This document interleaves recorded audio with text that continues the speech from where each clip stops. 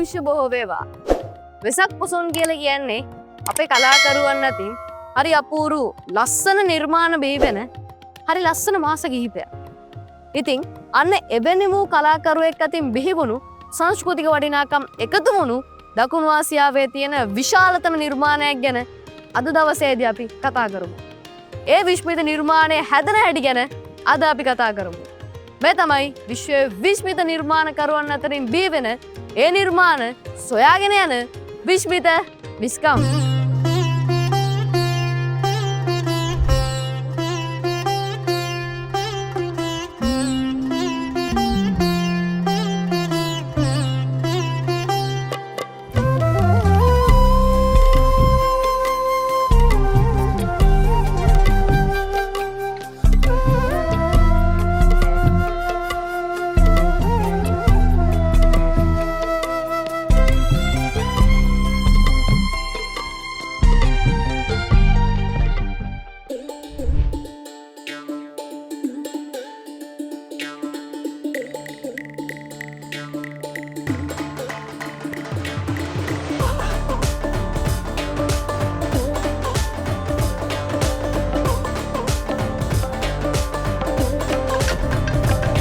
අපි අද ඇවිල්ලින්නේ දකුණු ආසියාවේ විශාලතම පහන් කූඩුව නිර්මාණය වුණු ස්ථානයට.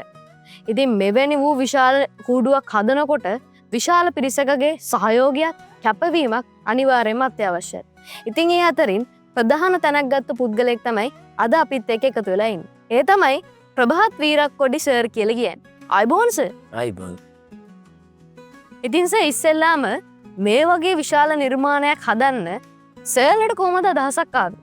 ඔය ඇත්තටම අපි කූඩුවක් නිර්මාණය කරනකොට විශේෂයෙන්ම අපේ මේ නිර්මාණ ශිල්පියා ප්‍රදීප් කුමාර. ඔහු අපිත් එක්ක සාකච්ඡා කරනවා. අපි දැකපු දේවල් අපේ ඔළුවේ තිබෙන අදහස් ඒවා හැම දෙයක්ම අපිත් එක්ක ප්‍රදීප් මල්ලි අපිත් එක්ක සාකච්ඡා කරලා ඔක්කොගෙම එකඟතාවයෙන් එනවා යම්කිසි තීරණයකට. ඊට පස්සේ ඔහු එහි කරන්න පුළුවන් උපරිමය සිදු කරනවා. ඔහු ඒ කූඩු රාජයාගේ මොනාහරි තියෙන අලුතෙන් එක්කල යුතු මොනවද කියලා පුතා අපිත් එක්කම සාකච්ඡා කරලා ඔහුගේ අදහසක් පරිදි ඒවා කරලා අපි එක තැනකට එනවා අදහස. ඒ විදිහට තමයි ඊට පස්සේ ඔහු සැලසුම් ගත කරනවා. මීට අවුරුදු 11කට 12කට එහා ඉඳලා කූඩු නිර්මාණය කරගෙන එනවා. තාම පුංචි කූඩු වශයෙන් මේ තරුණ කණ්ඩායම අද වෙනකොට අවුරුද්දෙන් අවුරුද්ද එක සංවර්ධනය වෙලා මේ වතාවේ දකුණු ආසියාවේ විශාලම කූඩුව නිර්මාණය කරන්න හැකියාව ලැබුණා.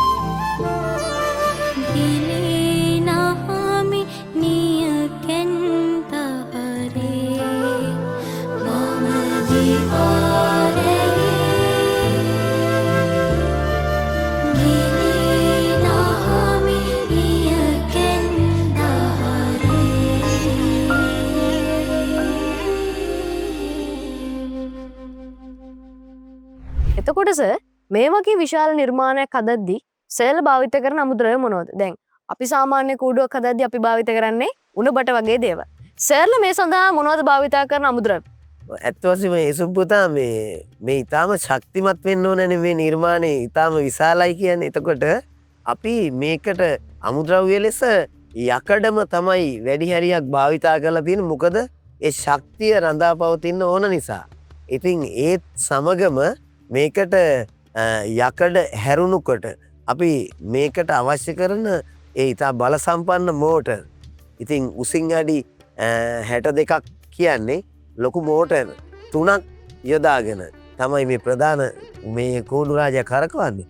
හැබැයි ඉතින් අර අමුද්‍රව්‍ය වශයෙන් සලකනකොට විශේෂයෙන්ම යකඩ. ඊළඟට අපි විශේෂයෙන් මේ කූඩු රාජයා ආරක්ෂා කරන්න තිබෙන මේ කුටිය මේ ගමේ මේ සියලුම මේ පිරිස එකතු වෙලා මේ අමුද්‍රව්‍ය මේ කුටිය මේ විශාල කූඩුව ආවරණය කරන කුටිය හදන්න ඒ අමුද්‍රව්‍ය සියල්ලක්ම ලබා දුන්නා.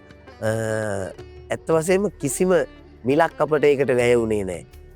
ඒ වගේම ඒ පොල්ලතු ඊළඟට මේ කුටිය සකස් කරන්න අවශ්‍ය කරන ඒ පුවක් ගස් එහෙමත් නැත්නම් උණ ගස් ඒ සියල්ලක්ම ඒ නොමිලේ මේගොල්ලෝ අපිට ලබා දුන්නා. ඊළඟට මේ ස්ථානයට ගෙනල්ලා ඒ අමුද්‍රව්‍ය අපට අවශ්‍ය කරන පොල් අතු බවට පත් කරන්න වියන ඒ කටයුතු සියල්ලක්ම මේ ගමේ වැඩිහිටියෝ විසින්. ඉතින් අපේ ප්‍රදීප් කුමාර අපේ නියමුවාණන්ගේ පියාණන් තමයි ඒ හැම දෙයක්ම වැඩිහිටියෝ එකතු කරගෙන සිදු කරන ලැබුවේ. වැඩිහිටියෝ අපේ ආදරණීය ගමේ අම්මලා තාත්තලා සහෝදර සහෝදරියෝ ඒගොල්ලෝ මේ පොල්ලතු වියලා අපට මේ පොල්ලතු මෙතන මං හිතන්නේ 4500ක් 5000ක ප්‍රමාණයක් තිබෙනවා පුතා. ඉතින් මේ සියල්ලක්ම අපිට මේ ගමේ වැඩිහිටියෝ තමන්ගේ මහන්සියෙන් අතින් අපට නිම කරලා දීපු ඒවා. එතකොට සර් මේ වගේ විශාල කූඩුවක් හදනකොට සර්ල භාවිත කරපු විශේෂ උපකරණ මොනවද? කූඩුව හදනකොට මුලින්ම මම කිව්ව පරිදි ඒ යකඩ භාවිතාව තමයි අපි ආරම්භයේම කරගෙන ගියේ. ඊට අමතරව මේකට එක්කාසු කරලා තිබෙනවා විශේෂ පීතිකාවක් ඔබ අසුව පරිදි. ඒ විශේෂ පීතිකාව තුළ අපට ඒ විශේෂ පීතිකාව සකස් කරපු එකට පිය ගැට පෙළවල් එකතු කරලා තියෙනවා. දෙපසින්ම නගින්න සහ බහින්න ඒ විශේෂ පීතිකාව සකස් කරන්න අමුද්‍රව්‍ය භාවිතා කරලා තියෙනවා. තාම ශක්තිමත් පොල්ගස්වල කඳන් ඉතා විශාල ප්‍රමාණයක්. මොකද මේ එන පිරිස ආරක්ෂා සහිතව මේ කූඩුව නරඹන්න ඕනේ කියන හැඟීමෙන් අපි ඒ පිය ගැට පෙළ මතින් ගිහිල්ලා අඩි 20කට ඉහළ දර්ශන පතයකින් මේ පහළ මාලයට නොපෙනෙන ස්ථාන ඒ කූඩු රාජයාගේ ඉහළදී බලාගන්න පුළුවන්. අන්න ඒකට අපි අමුද්‍රව්‍ය ලෙස පොල් කොට ඒ වගේම යකඩ ඒ පඩි පෙළවල් පිය ගැට පෙළවල් ඊට අමතරව ඒ විශේෂ පීතිකාව තුළ ඇසිරීම සඳහා ඒ වානේ ප්ලේට් ආදිය අමුද්‍රව්‍ය ලෙස භාවිතා කරලා තියෙනවා.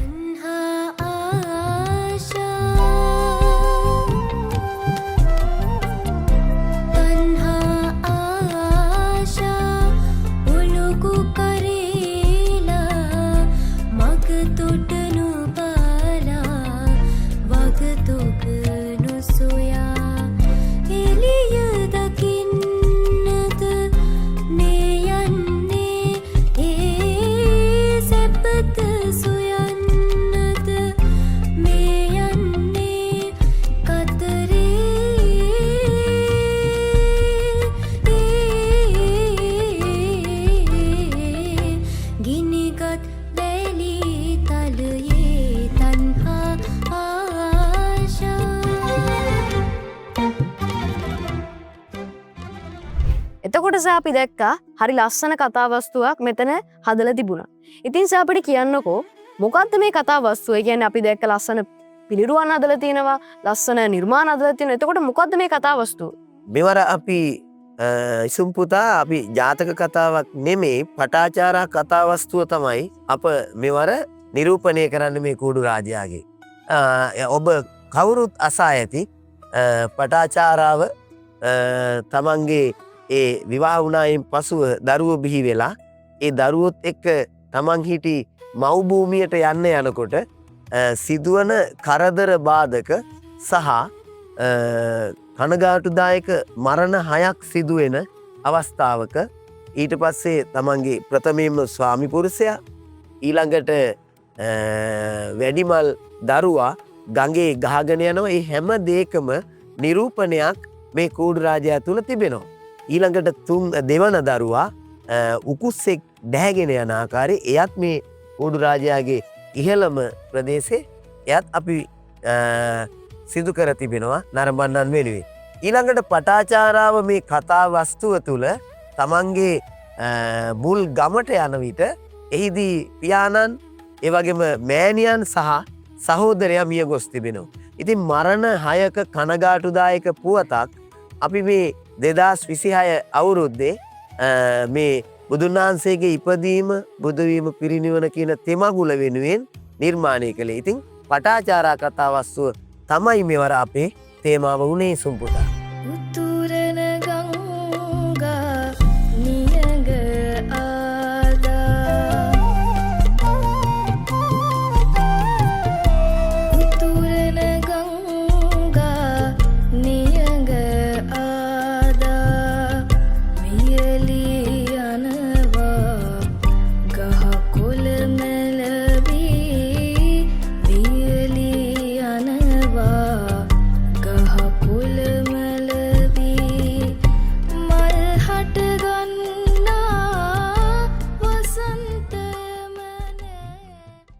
එතකොට සර් මේ නිර්මාණයේ තියෙන පිළිම හදන්න මුල් වෙච්ච කෙනෙක් ඉන්නවද? දැන් අපි දැක්ක මෙතන බුදුරජාණන් වහන්සේගේ බුදු පිළිම වාසය ගොඩනගලා තියෙනවා. ඒ වගේම අපි දැක්ක ඉහළ තට්ටුවේ උපුස්සේ ගොඩනගලා තියෙනවා. මේවට මුල් වෙච්ච කෙනෙක් ඉන්නවද?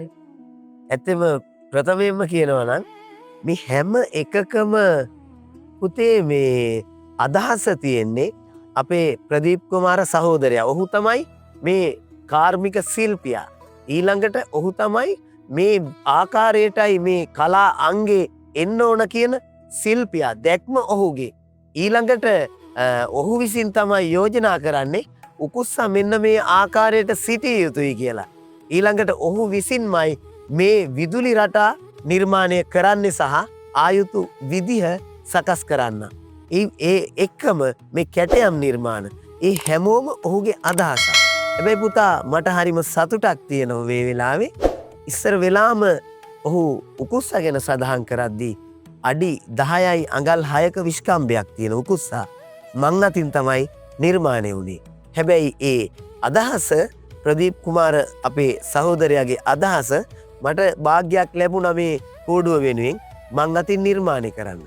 ඒ වගේම මේ කලා අංග ගැන කියනවා නම් දියනෙත කලායතනය නිරංග මහත්මයා තමයි අපට මේ ඉතාම අලංකාර වූ සමාධි ප්‍රතිමාව සහ වටාචාරාව ඒ වගේම වටාචාරාවගේ ස්වාමි පුරුෂයා සහ ඒ දරුවන් කියන ඒ සියල්ල නිර්මාණය කරලා දුන්නේ දියනෙත ආර්ට්ස් ආයතනයේ. ඉතින් ඔය ආකාරයට තමයි ඒ ප්‍රතිමාවල සහ උකුස්සාගේ පෙළ ගැස්ම සිද්ධ වුණේ පුතේ. මේ වගේ නිර්මාණයක් කලවන්න ලොකු ශ්‍රමයක් අත්‍යවශ්‍යයි. එතකොට සර් දැන් අපි සාමාන්‍ය කූඩුවක් කලවද්දී භාවිත කරන්නේ කඩදාසි වගේ දෙයක්. එතකොට මෙවැනි වූ විශාල නිර්මාණයක් හදන විශේෂයෙන්ම දකුණු ආසියාවේ විශාලතම පහන් කූඩුව මෙවැනි දෙයක් හදනකොට සර්ල භාවිතා කරපු අලවන්න භාවිත කරපු අමුද්‍රව්‍ය මොනවද? ඉසුම්පුතා ඒකේ ලොකුම වෙනසක් නැහැ. අපි භාවිතා කරපු අමුද්‍රව්‍ය විශේෂයෙන්ම කැටයම් කපනවා ඉස්සර වෙලාම කැටයම් කැපීම සිද්ධ වෙන්නේ පුතේ අපි ඇඳගත්තු කැටයම් අතින්ම අපි මිටිය භාවිතා කරලා කැටයම් කටුවලින් කපනවා. ඒ කැටයම් කටුවලින් කපන ඒ කඩදාසිය අපි අහලා තියෙන කැටයම් කොළ කියලා අපි කියනවා ඩිවයි පේපර්ස්. ඒ කැටයම් කොළවල කැටයම කැපුවායින් පසුව අපි එකතු වෙලා ඔබ දන්න පුතේ සවුකල අරගෙන ඒ මත අලවනවා. ඉතින් මේ ඔබට පෙනෙන මේ කළු පාට ඒ ඩිමයි පේපර් හෙවත් ඒ කැටයම් කොළ ඊළඟට සුදු පාට මේ අතරින් පෙනෙන ඔය සව් කඩදාසි. ඉතින් ඒවා තමයි අපි භාවිතාවට ගන්නෙ මේක අලවන්න යම්කිසි ගම් වර්ගයක් ඒ පුංචි ඔයාලා වගේම අපිත් භාවිතා කරලා තින්නේ ඒ ටික තමයි. බුදුසාමිනේ සිරිපාපියොම් කරමි වැටි පිනිපා බුදුසාමිනේ සිරිපාපියොම් කරමි වැටි පිනිපා ගුණිනී සොමි සෙත පැහිමි කරුණා සුවේ සතපා කරුණා සුවේ සතපා. සර් එතකොට දැන් මේ වගේ නිර්මාණයක් හදනකොට අපි දැක්ක හරි ලස්සන වර්ණ රටා තිබුණා. ඒ වගේම සාම්ප්‍රදායික තාක්ෂණයක් භාවිත කරලා තිබ්බා. අපි දැන් තාක්ෂණයේ පැත්තට ගියාට පස්සේ සර්ල මේ සඳහා භාවිත කරපු තාක්ෂණය මොකක්ද? ඇත්තෙම මේ මෙහි විදුලි ආලෝකය සඳහා අපි විශේෂයෙන්ම මේ පෞරාණික ක්‍රමවේදය තමයි භාවිතා කළේ. කවුරුත් මේ විදුලි ශිල්පය ගැන කතා කරන දන්න කවුරුත් දන්නවා අපි ප්ලෑස කොටයක් තුල ඔබට පුතේ බලාගන්න පුළුවනි අපිට ඒ ප්ලෑස කොටය නිමා කර තිබෙන අන්දම අපි මුලින්ම ඒ ප්ලෑස කොටය තුල යම්කිසි විදුලි රටාවක් අදහසක් අරගෙන මේ ආකාරයෙන් තමයි දැල්වෙන්න ඕන කියලා ඒ ප්ලෑස කොටය තුල අප ඒ තහඩු පතුරු වලින් ඒක කරනවා. ඒක ගොඩක් අය දැනුම ඇති අය ගැන දන්නවා. ඊළඟට වර්ණ ගැන්වීම සඳහා අප භාවිතා කරලා තියෙනවා මෙවර LED පටි ආකාරයෙන් LED පටි 4500කට වැඩි ප්‍රමාණයක් මේ කූඩු රාජයාට අපි භාවිතා කරලා තියෙනවා. ඉතින් ඊට අමතරව මා කියන්න ඕනේ මේ වතාවේ අපි අකුණු නිරූපණය කිරීම සඳහා මොකද පටාචාරාව ඒ රාත්‍රියේ ගමන් කරද්දී මහා වැස්සක් එනවා. ඒ වැස්ස අවස්ථාවේ විශාල අකුණු පිපුරුම්. ඒවට අපි නවීන තාක්ෂණ ක්‍රමවේද යටතේ පුතා භාවිතා කරලා තියෙනවා අලුත් අංග කිහිපයක් සහ මෙවලම් කිහිපයක්. ඔබට ඒ බලාගත හැකි. ඊළඟට වර්ෂාව තුල තිබෙන ඒ විදුලි කෙටීම අකුණු එහෙමත් නැත්නම් තව ඒ වර්ෂාව ශරීරයට දැනෙන ආකාරය. අපි මේ වර්ෂාවක් විදුලි කෙටීම ඇස්වලට නෙපෙන්නේ එහෙමත් නැත්නම් කන් වලටනේ ඇහෙන්නේ. ඊට එහා ගිය ඇඟට දැනෙන පිනි පොද වැහි බිඳු ආදී වශයෙන් අපි අලුත්ම ක්‍රමවේද භාවිතා කරමින් මේ කටයුත්තට මේ තාක්ෂණික මෙවලම් භාවිතා කරලා තියෙනවා ඉසුම් පුතා. ඉතින් ඔබට බලාගත් හැකි අපි ප්ලෑසරය ගාවට ගියොතින් සවිකර තිබෙන ඒ පිනිපොද අපට වර්ෂාවක හැඟීම කොයි ආකාරද කියලා ශරීරයට දැනෙන විදිහට මේ අපේ තාක්ෂණික උපාංග මෙහෙයවමින් මෙවර අපි කූඩු රාජයා සකසලා තියෙනවා. සර් සඳහන් කරන්නේ මේ සඳහා ෆ්ලෑෂර් කොටේ වැනි සාම්ප්‍රදායික තාක්ෂණය භාවිත කරනවා කියලා. ඉතින් අපි එතෙන්ට ගිහින් බලමු මේ තාක්ෂණික කටයුත්ත කොහොමද සිද්ධ වෙන්නේ කියලා.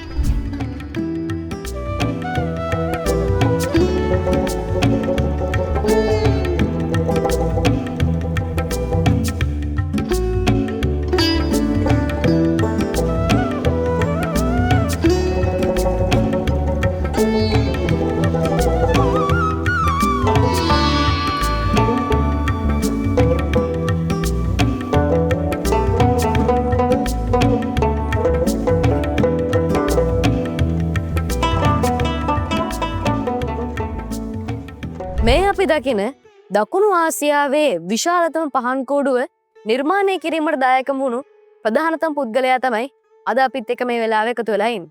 ඒ තමයි ප්‍රදීප් එදිරිසිංහ අයියා. අයබෝන් අයියේ. අයබෝන්. ඉතින් අයියගෙන් මං ඉස්සෙල්ලම අහන්න කැමති දැන් මෙවැනි වූ සුවිශාල නිර්මාණයක් කරන්න අයියට කොහොමද අදහසක් ආවේ සහ මේ ෆ්ලෑෂර් කොටේ කොහොමද ක්‍රියාත්මක වෙන්නේ කියලා. ඔව් මල්ලි මේකේ අදහස් ආවේ මට දැන් අවුරුදු 7-8ක කලින් ඉඳන් අදහසක් තිබුණා මෙච්චර විශාල පාන් කූඩුවක් ගහන්න ඕනේ කියලා. මේ මම පොඩි කාලේ ඉඳන් තමයි මේ වැඩේ කරන්නේ. අවුරුදු සාමාන්‍යයෙන් ඉස්කෝලේ යන කාලේ ඉඳන් කරගෙන ඇවිල්ලා පොඩි ඒවා කරලා මේ වගේ විශාලයක් කරේ මේ අවුරුද්දේ තමයි. මේකේ ඉතින් අදහස මගේ ඔළුවේ තිබුණේ ඔළුවෙන් කල්පනා කරලා මෙහෙම කරන්න ඕනේ මෙහෙම આવොත් ලස්සනයි කියලා වැඩේ පටන් අරන් ඉතින් කොහොම හරි ඉවර කරගත්තා මේ විදියට. ඒකත් එක්ක මේකේ තාක්ෂණික පැත්ත යන්නේ අපි පරණ සම්ප්‍රදාය විදිහට මේ ප්‍රෙෂර් කොට මගින් තමයි බලු සේරම ඩිසයින් වෙන්නේ. මේකේ මේ මෙතනින් මේ ස්පෝක් ගෑවෙන විදිහට අර බලු ඩිසයින් වෙන්නේ සේරම මෙතනින් තමයි මේක කන්ට්‍රෝල් වෙන්නේ. මේ මෝටර් සේරම කන්ට්‍රෝල් කරන්නේ මෙතන බෝඩ් එකෙන් කරන ගමන් අපි මේකේ තියෙනවා මේ අකුණු ගහලා වර්ෂාවක් ඇදහැරෙන විදියක්. ඒක හදලා තියෙන්නේ මේ වෝටර් පම්ප් වලින් වතුර කෙලින්ම උඩට ගිනිහිල්ලා නිකන් අර ස්ප්‍රේ කරනවා වගේ පොඩි පින්නක් වටේ ඉන්න මිනිස්සුන්ටත් මේ වැටෙන විදිහට තමයි මේක හදලා තියෙන්නේ. අකුණු ගහන සේරම මෙතන සිස්ටම් කරලා උඩ ඒ විදිහට ප්‍රෙෂරයි කරලා අකුණු ගහන විදිහටම මේක හදලා තියෙනවා. මේකේ මෝටර් 100කට වැඩි ප්‍රමාණයක් තියෙනවා. ඒ පරිවාර කුඩු සේරම කැරගෙනවා මේ මෝටර් සේරම මේ පරිවාර කුඩුකට එක මෝටරේ ගානේ සේරම සෙට් කරලා තියෙනවා. මේ ප්‍රධාන වශයෙන් මෝටර් 3කින් තමයි මේ කුඩුව කැරගෙන්නේ. ඒ කුඩුව වලටත් එක මෝටර් ප්‍රධාන වශයෙන් මෝටර් 3ක් දාලා තියෙනවා. මේකේ මේ පාර දකුණු ආසියාවේ විශාලම පහන් කුඩුව මේක. මේට කලින් මං හිතන්නේ නැහැ කොහෙවත් මේ වගේ නිර්මාණයක් කරලා ඇති කියලා. මේක දැන් ලබන අවුරුද්දේ කරනවා මම හිතන් ඉන්නවා මීට විශාල නිර්මාණයක්. අපි ඉස්සරහට බලමු මේ මීට ලොකු නිර්මාණයක් බලන්න.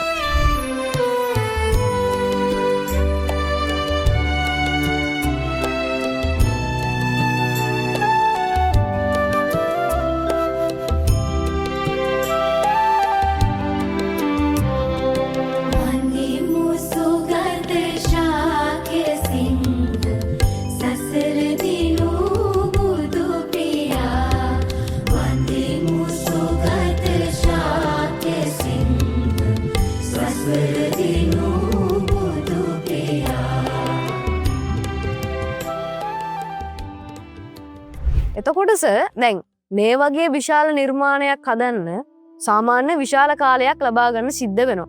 ඉතින් සර්ලට මේ සඳහා කොච්චර කාලයක් ලබා ගන්න සිද්ධ වුණාද? ඉසුම් පුතා මට මතකයි 2025 වසර ගිය අවුරුද්දේ හරියටම ලෝක ළමා දිනයට පසුවදා උදේ අපි මේ ස්ථානයේ කප් හිටෝලා මේ සත්කාරය ආරම්භ කළේ.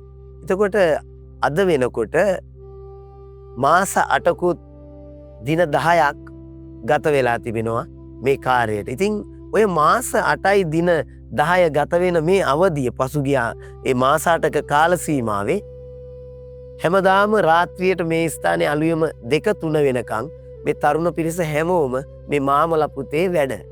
ඉතින් ඔවුන් 2-3ට ඒ කර්තව්‍යයන් අවසන් කරලා ඔවුන් උදෑසන අවදි වෙලා ඒගොල්ලන්ගේ රැකී රක්ෂාවලට පිටත් වෙනවා. නැවත හවස 4:05 වෙනකොට මේ ස්ථානයේ ඔය ආකාරයෙන් මාස 8ක් ගත වෙලා තමයි මේ අලංකාර නිර්මාණය ඉසුම් පුතා අපි හැදුවේ. ඒ වගේමයි සර් දැන් මේ වගේ නිර්මාණයක් හදනකොට ශ්‍රම පිරිවැය වගේම මුදල් පිරිවැයත් අපිට අත්‍යවශ්‍ය වෙනවා. එතකොට මෙවැනි විශාල නිර්මාණයක් හදන්න සර්ලට කොපමණ පිරිවැයක් ගියාද? කොපමණ මුදලක් ගියාද? ඉසුම් මේ වෙනකොට අපිට වියදම් වෙලා තියෙනවා ලක්ෂ 54කට ආසන්න මුදලක්. මෙහිදී මා සඳහන් කළ යුතුමයි ගිය අවුරුද්දේ මේ ස්ථානයේ තිබූ ඒ අඩි 57ක කූඩු රාජයා නරඹන්නට පැමිණි පිරිස ආධාර මුදල් හැටියට මේ අපි මෙතන තබා තිබෙනවා පුංචි පින් කැටයක්. ඒ පින් කැටයට දාපු මුදල් රුපියල් ලක්ෂ 20කට ආසන්න මුදලක් ඉතිරිව තිබුණා. ඉතින් මේ මුදල් තමයි ප්‍රථම ප්‍රාග්ධනයේ හැටියට අපි මේ කූඩු රාජයා නිම කරන්න මූලිකව අපි එක්කාසු කරගත්තේ පුතේ ඒ ටික. හැබැයි මේ වෙනකොට අපිට වියදම් වෙලා තිබෙනවා ලක්ෂ 54කට ආසන්න මුදලක්. ඒ මූල්‍යමය වශයෙන් පමණයි. මා කිව යුතුමයි ශ්‍රමදායකත්වයේ හැටියට අපි මේක කතා කළොත් ඊට වඩා ගොඩාක් කෝටි ගණනින් කතා කළ හැකි. ඒත් එක්කම මේ ගත කරන මේ අපි වැඩ කරන මේ කාල සීමාව තුළ ඒ අපට ලැබුණු ආහාර පාන සංග්‍රහ නිසා වියදම ඊටාම අවම වුණා. ඒ ඊටාම අවම වෙලත් ලක්ෂ 54කට ආසන්න මුදලක් වියපැහැදම් වෙලා තියෙනවා. ඒකට හේතුව මේ ගම් පළාතේ අවට මේ අපි වැඩිහිටියෝ සහෝදර සහෝදරියෝ හැමෝම අප වැඩ කරන හැම විටම ඒගොල්ලන් අප වෙත ආහාර පාන සපයමින් තේ පැන් සංග්‍රහ සපයමින් මේ ස්ථානයට ඇවිල්ලා අපිව ධෛර්යමත් කළා. ඉතින් අර මුදල ලක්ෂ 53 ඉක්මවා ගියාට ඊට වඩා ලොකු මෙහෙයක් මේ පිරිස අතින් කරලා තියෙනවා කියලා තමයි ඉසුම් පුතා මට හිතෙන්නේ. එතකොට සර් මේ නිර්මාණය හදන්න පාදක වුණු බොහෝ දෙනෙක් මේක පිටිපස්සේ ඉන්න පුළුවන්. ඉතින් සර් මේ අවස්ථාවේදී අපි ඒ ගැනත් පොඩ්ඩක් සඳහන් කරමු. ඔව් ඇත්තටම අපේ ප්‍රධානම නම් කිහිපයක් තිබෙනවා. අපි හැම අවුරුද්දකම මෙතන ඉසුම් එකතු වෙන මාමලා ඒ කියන්නේ තරුණ කණ්ඩායමක් ඉන්නවා. ඒ තරුණ කණ්ඩායමේ ප්‍රධානියෝ විශේෂයෙන්ම අපි අපේ නියමුවානන් හැටියට සලකන මේ වැඩ සියල්ලක්ම කරන හයිය ශක්තිය තමයි ප්‍රදීප් කුමාර. ඉතින් ප්‍රදීප් කුමාරත් සමග ඉන්නවා මිහිඳු, ඒ වගේම සංජු, විශේෂයෙන් තරුස. හැම අවස්ථාවකදීම තරුස මේ ගැන ප්‍රදීප් කුමාරත් සමග එකතු වෙලා කතා කරනවා. සවිශක්තිමත්ම දෑතක්. ඊළඟට නිශාන්, ඒ වගේම ලුක්සාන්, ඒ වගේම ඇත්ත වශයෙන්ම මට මේ වෙලාවේ ඒ නන් ටික සමහර විට අමතක වෙන්න පුළුවන්. ඉතින් මහා විශාල පිරිසක්. ඒත් එක්කම පුතා මේ හැම දෙයකටම අපි ශ්‍රම ශක්තිය යොදවන හැම එකකම මූලිකත්වයක් ගනිමින් කටයුතු කරන සෝමපාල සීයා. සෝමපාල සීයා තමයි මේ ප්‍රදීප් කුමාරයේ අපේ නියමුවාගේ තාත්තා. ඉතින් ඒත් එක්කම ඊට ඉක්මවා ගිය පුතාලට වැදගත්ම කතාවක් තියෙන්නේ පුතාගේ වයසේ. මේ පාසැල් යන දරු දැරියෝ ගොඩක් මෙතනට ඇවිල්ලා මේ කැටයම් කපනේවට, මේ පොල්ලතු වියනේවට පවා, මේ භූමිය සකස් කරනේවට, ඒ වගේම අලවනේවට, ඒ හැම දෙයකටම උදව්පදව් කළා පුතේ මාස 6-7ක තිස්සේ ඉඳලා. පුංචි දරුවෝ ඉන්නවා මහ ගොඩක් ඔයා වාගේ වයසේ අය. සතුටක් ඇති වෙනවා අපේ අනාගත පරම්පරාව මේ කිරිඳිවැල මිල්ලතේ යූත් ගිල්ඩ් ක්‍රීඩා සමාජයත් එක්ක එකතු වෙලා මෙවන් අලංකාර කූඩුවක් නිර්මාණය කරන්නට දායක වුණානේ කියන එක පුදුමාකාර සතුටක් මේ ගමේ වැඩිහිටියෙක් හැටියට. ඉතින් මෙහි විශේෂිතම දේ ඒ වැඩිහිටියෝ තරුණයොත් සමග ඔබ වැනි පාසල් වයසේ ඉන්න දූලා පුතාලා 20 දෙනෙක් 25 දෙනෙක් පමණ අප කණ්ඩායමේ සිටිනවා කාර්යශූරව වැඩ කරන. ඉතින් සර් මේ වගේ විශාල කූඩුවක් හදලා සර්ලා රටට දෙන්න තියෙන ආදර්ශ මොකක්ද? ඒ කියන්නේ අපේ සාම්ප්‍රදායික තාක්ෂණය අනාගත පරපුරට දායද කරන්නත් ඕන. ඒ කියන පණිවිඩෙත් එක්ක සර්ලට රටට දෙන්න තියෙන පණිවිඩය මොකක්ද? මං ඉස්සල්ලා කිව්වා වාගේ පාසල් වයසේ ඉන්න පුතාලා වගේ ඒ පුතාලා දූලා එකතු වෙලා ක්‍රමක්‍රමයෙන් මෙතෙන්ට අවතීර්ණ වුණෝති. එහෙම වෙලා තියෙනවා මේ වෙනකොටත්. ඉතින් ඒගොල්ලෝ අවුරුද්දෙන් අවුරුද්ද ඉහළට යනකොට ඉතින් මේ වගේ කූඩු මීටත් වඩා අති දර්ශනීය වෙසක් කූඩු ඒගොල්ලෝ හදාවි අනාගතේ. ඉතින් රටට දෙන්න තියෙන පණිවිඩය මේ අපේ ගමේ මේ පිරිස වගේම දරු දැරියොත් උදව් කරගෙන මේ පිරිස වගේම මුළු මහත් රටේ විශේෂයෙන් වැඩිහිටියන්ට මා කියන්නේ දරු දැරියොත් එකතු කරගෙන මේ වගේ අලංකාර කූඩු අපි සිද්ධ කරමු. මේ බුදුන් වහන්සේගේ තෙමගුල වෙනුවෙන් ඊළඟට මිහිඳු මහරහතන් වහන්සේ වෙනුවෙන් ඒ තුල මට දෙන්න තියෙන පණිවිඩය ඔබ වැනි චූටි දූලා පුතාලත් මේවට එක්කාසු කරගනිමු. අපි කවදාවක හරි වයසටපත් වුණත් වයසකට ගියත් පුතාලා දූලා ඒ තැනට ඇවිල්ලා මේවා වැඩ කරන්න ඕන කියන එකයි මා රටට දෙන පණිවිඩය පුතේ. ඉතින් මේ සුන්දර නිර්මාණය ගැන අපි කාරණා ගොඩක් දැනගත්තා. දැන් අපි ගිහින් බලමු මේ නිර්මාණයේ සුන්දරත්වය.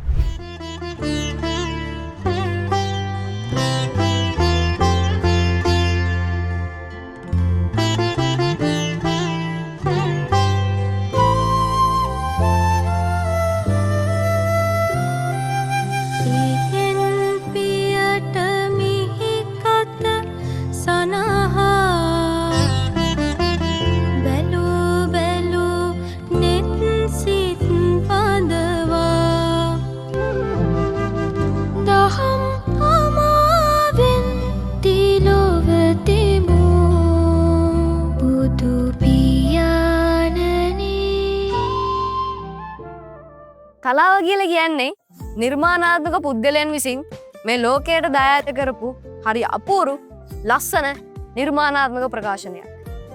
අධ්‍යාපනයෙන් එවැගේම ඉවසීමෙන් කැපකිරීමෙන් සම්පූර්ණ වෙච්ච පුද්ගලයන් මේ ලෝකයට හරි අපූරු නිර්මාණ දායාද කරනවා. අන්න එවන් වූ පුද්ගලයෙක් වන්න ඔබත් උත්සාහ කරන්න. එනම් අදට අපි ගිහින් එන්න. මේ තමයි විශ්ව විශ්මිත නිර්මාණකරුවන් අතින් බිහි වෙන ඒ නිර්මාණ සොයාගෙන යන විස්මිත විස්කම්.